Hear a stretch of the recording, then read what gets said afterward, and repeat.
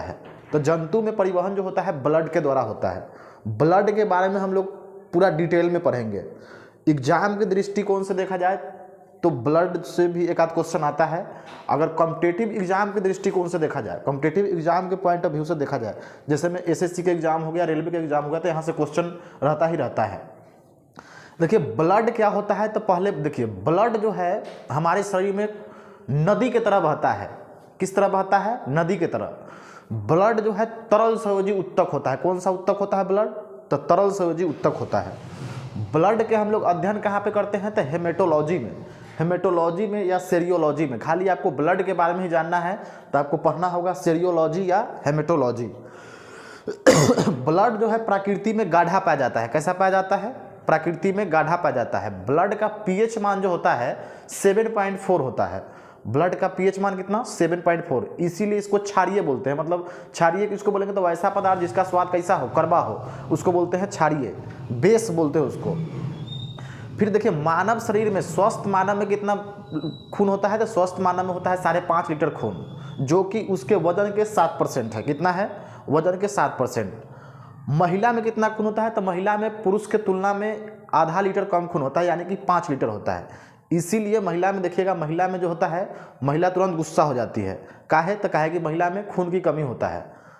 फिर इसके बाद देखिए, जब बच्चा जो है भ्रूण में होता है, जब बच्चा जो है माँ के पेट में होता है, तो उसका खून का निर्माण कहाँ होगा? तो उसका होता है लीवर के मेजोडर्म में।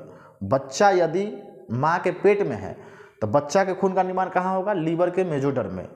अब वयस्क आदमी है तो उसका खून का निर्माण कहाँ होगा? तो बोन मैरो में, अस्थि मज्जा में।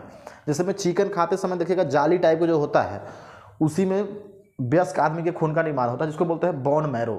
खून जमा कहाँ पे होता है? तो स्प्लीन में होता है। हिंदी में बोलते हैं प्लीहा में। कहाँ पे? प्लीहा में। जिसको ब्लड बैंक कहते हैं, इसलिए इसको स्प्लीन को क्या बोलते हैं? Blood bank. अच्छा, ब्लड के कार्य क्या है? 10 के एग्जाम में पूछ चुका है। तो पहला है कि तापमान को नियंत्रण करता है, दूसरा है पोषक पदार्थ का परिवहन करता है, इसके बाद है गैसेज का परिवहन करना, चौथा है उत्सर्जी पदार्थ का क्या करता है? परिवहन करता है। इसके बाद देखिए ब्लड के प्रकार। ब्लड कई प्रकार के होता है? तो ब्लड जो है शरबत की तरह होता है। जैसे शरबत कैसे मिलकर बना है? पानी और चीनी से। वैसी ब्लड भी जो है पानी और चीनी से मिलकर बना है। पानी और चीनी की तरह होता है। मतलब द्रव वाला भी भाग होता है और ठोस वाला भी भाग होता है, सॉलिड वाला भी भाग होता है और लिक्विड वाला भी भाग होता है। देखिए ब्लड जो है, जो द्रव वाला भाग होता है ब्लड का, पानी वाला भाग होता है, उसको बोलते हैं प्लाज्मा। ब्लड जो है 60% प्लाज्मा से द्रव अवस्था में होता है। ब्लड जो है 60% भाग है। प्लाज्मा क्या % भाग है? तो ये जो है 60% भाग है। कितना भाग है? 60%, जो द्रव अवस्था में पाया जाता है।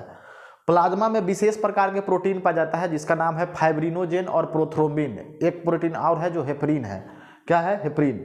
फाइब्रिनोजेन के कारण ही खून जो है कैसा दिखाई देता है? खून गढ़ा गढ़ा दिखाई देता है। किसके कारण? तो फाइब्रिनोजेन के कारण। फाइब्रिनोजोन को अगर खून से निकाल दिया जाता है तो वो हल्का पीला रंग का हो जाता है, जिसे बोलते हैं सेरम। सेरम से ही बीमारी की जांच की जाती है। जैसे ब्लड जब भी हम लोग जांच करवाने जाते हैं, कोई बीमारी होता है, तो क्या करता है डॉक्टर जो है वहाँ पे, जो जहाँ पे ब्लड टेस्ट करवाते हैं, वहाँ से कुछ खून लेगा आपसे, और खून को ले जाएगा, उसको उसमें से फाइब्रिनोजेन निकाल देता है। उसके बाद खून जो है पीला रंग के हो जाएगा, और उसी में से एकदम क्रीम की तरह जो फेंक देता है, उसको बोलते हैं सेरम। उसी से बीमारी का जांच पता कर लेगा। मानिए कोई को टीबी हो गया है, कैंसर हो गया है, या कोई भी बीमारी, अदर बीमारी है, तो किससे पता करेगा? सेरम से ही पता किया जाता है। फिर इसके बाद देखिए हेपरिन क्या होता है? तो हेपरिन नामक प्रोटीन जो है शरीर के अंदर खून को जमने नहीं देता है। क्या नहीं करता है? जमने नहीं देता है। लेकिन जैसे शरीर के अंदर खून है तो खून जमता है शरीर के अंदर? नहीं जमता है। किसके कारण नहीं जमता है? तो ओकरा अंदर हेपरिन नामक प्रोटीन है। हेपरिन नामक प्रोटीन जो है खून को जमने नहीं देता है शरीर के अंदर। जैसे ही देखिएगा 3 से 4 मिनट में, जैसे कहीं पे कट गया, कटने के बाद जो है खून जो है 3 से 4 मिनट के बाद क्या होगा? जम जाता है। उस प्रक्रिया को बोलते हैं कैस्केडिंग प्रोसेस। ये जमता क्या होता है? जैसे ही हवा के संपर्क में आएगा, हेपरिन जो है हवा के संपर्क में आएगा, ये क्या हो जाएगा? खून को जमा देगा। हवा जो है इसका बहुत बड़ा दुश्मन है। हेपरिन जो, जैसे देखिए डॉक्टर जो है जैसे सुइया देने आता है सिरिंज से, तो सिरिंज से देखिए कि जब भी डॉक्टर जो है सिरिंज से जो है हवा को बाहर करेगा, पहले ऐसे पूरा टान लेगा दवाई को, दवाई टानने के बाद धीरे धीरे पूरा एकदम, जब तक उसमें का हवा जो है बाहर नहीं आ जाएगा तब तक मरीज को सुइया नहीं देता है। अगर मरीज को ऐसी सुइया दे दिया तो मरीज के पूरा जहाँ पे सुइया देगा वहाँ पूरा फूल जाएगा। 3-4 दिन के लिए, 4-5 दिन के लिए दर्द रहेगा। ये सब जितना झोरा फोर्स डॉक्टर है सब करता है। इसके बाद देखिए रुधिराणु क्या होता है, यह खून के 40% भाग होता है जो ठोस रूप में होता है। कौन से रूप में होता है? ठोस रूप में होता है। यह 3 प्रकार का होता है। पहला है आरबीसी, दूसरा है डब्ल्यूबीसी, एक बाद है प्लेटलेट्स। आरबीसी देखिए, आरबीसी को बोला जाता है रेड ब्लड सेल या रेड ब्लड कर्पसल्स। यहाँ पे इमेज में देखिए आरबीसी जो गोला टाइप का दिखाई दे रहा है लाल रंग का, इसको बोलते हैं आरबीसी। इसका आकार जो होता है गोला होता है, जैसे पापा देखे पापा की तरह होता है, खाने वाला जो पापा होता है उसके तरह होता है आकार, बिस्किट की तरह गोला होता है इसका आकार। आरबीसी जो होता है लाल रंग के होता है। कैसा होता है? लाल रंग के। लाल रंग के क्यों होता है? क्योंकि इसमें हेमोग्लोबिन पाया जाता है।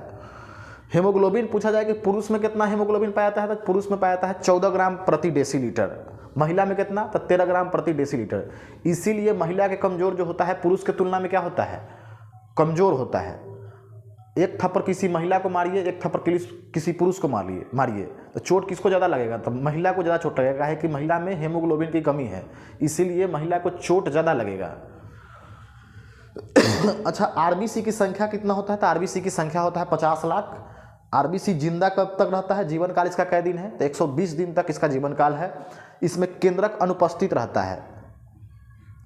लेकिन अपवाद में पूछा जाए, एग्जाम में पूछ चुका है कि कौन सा जंतु है जिसके आरबीसी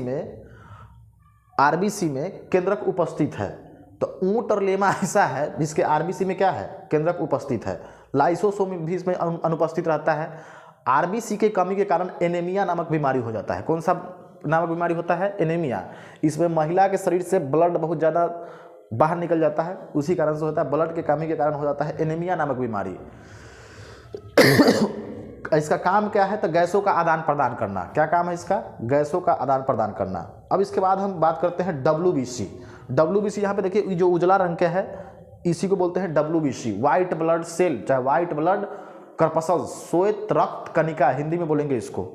डब्ल्यूबीसी का आकार कैसा होता है? तो ये अनिश्चित आकार का होता है, कोई इसका आकार नहीं। देखिए टेढ़ा मेरा जैसा मन करेगा वैसा इसका आकार है। डब्ल्यूबीसी कैसा रंग का होता है? तो ये जो होता है उजला रंग के होता है। कैसा रंग का होगा? उजला रंग का। इसका संख्या कितना होता है? 8 से 10 हजार। इसका जीवन काल कै दिन? तो 4 दिन देता है, 4 दिन होता है इसका जीवन काल। इसका जीवन काल कितना दिन होगा? 4 दिन। फिर इसके बाद देखिए डब्ल्यूबीसी जो है, डब्ल्यूबीसी के में न्यूक्लियस उपस्थित रहेगा तो उपस्थित रहता है, लाइसोसोम भी उपस्थित रहता है। डब्ल्यूबीसी के कमी के कारण ल्यूकेमिया नामक बीमारी हो जाता है। कौन सा बीमारी बोलेंगे? तो ल्यूकेमिया नामक कैंसर हो जाता है। कौन सा बीमारी? ल्यूकेमिया नामक कैंसर। फिर जोंडिस भी होता है किसके कमी के कारण? तो डब्ल्यूबीसी के कारण। फिर डब्ल्यूबीसी के कमी के कारण और पीलिया नामक रोग हो जाता है। फिर डब्ल्यूबीसी के कारण हेपेटाइटिस नामक बीमारी हो जाता है। फिर आगे देखते हैं प्लेटलेट्स। तो प्लेटलेट्स क्या होता है? तो प्लेटलेट्स का आकार जो है उत्तल लेंस की तरह होता है। किसके तरह होता है? उत्तल लेंस की तरह। प्लेटलेट्स की कमी के कारण डेंगू नामक बीमारी होता है। कौन सा बीमारी होता है? डेंगू नामक।